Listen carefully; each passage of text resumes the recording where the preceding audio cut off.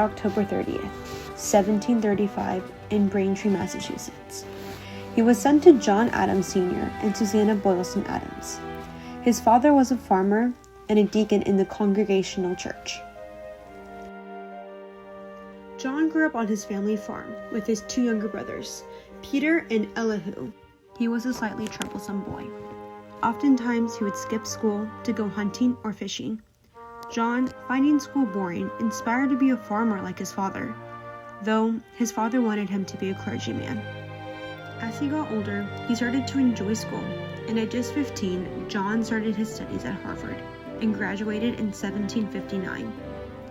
Though going against his father's wishes for him to become a clergyman, he had no interest in the ministerial career. John inspired to go into law. With this, he taught in a Latin school to earn tuition to study law. Once he established his legal practice, he married Abigail Smith in 1764 when he was 29. Over the next 8 years, they raised 4 children. By 1770, John Adams was one of the most successful lawyers in Boston. He was able to defend the 5 British soldiers who were charged in the Boston Massacre in March 1770. In June of 1776, Congress appointed Adams, along with Thomas Jefferson and Benjamin Franklin, to prepare the Declaration of Independence.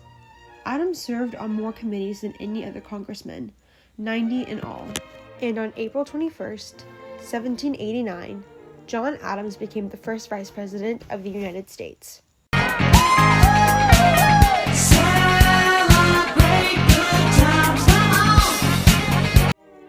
Yet again, this was not enough for John Adams. After initially losing the election twice to George Washington, in 1797, the country elected John Adams as the second president of the United States. Though this was not an easy time for the United States. France and Britain were fighting, and the U.S. just wanted to stay out of the war. This was a troublesome time for the U.S. that reflected onto John Adams' presidency.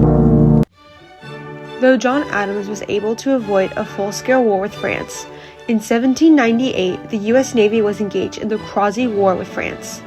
At this time, our Navy was weak and was likely to fail. John Adams recognized this and had Congress authorize more naval ships and expand the Army to 25,000 men. This was the first U.S. military expansion. Although the war with France resulted in huge financial loss and cost Adams the next election. Adams' presidency was also marked by the Alien and Sedition Acts that went against the U.S. Constitution. In June and July of 1798, Congress passed 4 new laws. These laws gave permission to the government to imprison and deport aliens deemed dangerous. These laws also restricted free speech against the government. The laws were unconstitutional, though Adams himself never signed a deportation order. By the time Adams' first term was over, in 1800, it was evident that his time as president has come to an end. Thomas Jefferson won the 1800 election. Though, before leaving, Congress passed the Judiciary Act of 1801. This created new federal judge positions, and these positions would be held for life.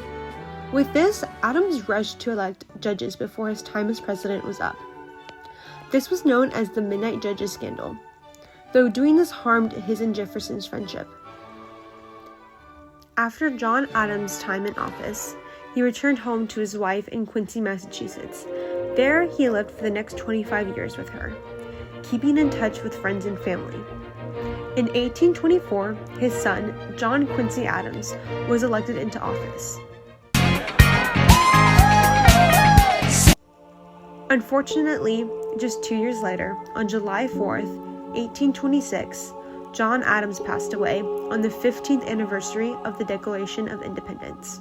His last words were, "Thomas Jefferson survives." Adams, unknowing that his dear companion and rival had just passed a few hours earlier. As president, John Adams did have a few major accomplishments, despite most of his setbacks and failures. John Adams was able to avoid a full-on war with France, with his firm diplomatic response to the XYZ affair, and overall his firm decision to avoid a full-scale war. Adams is also known to be the father of the Navy. During his presidency, he played a key role in establishing the U.S. Navy to protect American commerce. On the other hand, John's two most noticeable failures were the Alien and Sedition Acts, as well as the Quasi-War with France. These both had a noticeable impact on John's image. From an overview standpoint, John Adams showed that leaders are ultimately human. He failed at being a likable president, having the both Federalist and Democratic Republican dislike him for the Alien and Sedition Acts. Though these laws were extremely harsh and unconstitutional, John Adams succeeded at keeping the U.S. from a full-scale war with France. Overall, one can admire that John Adams was a family man, keeping his relationship with his wife something sacred and special. Did you know that John Adams was the first president to live in the White House? He also believed that being vice president was the most insignificant role in the government. And lastly, John Adams wrote over 1,000 love letters to his wife, Abigail. And that's the history of John Adams.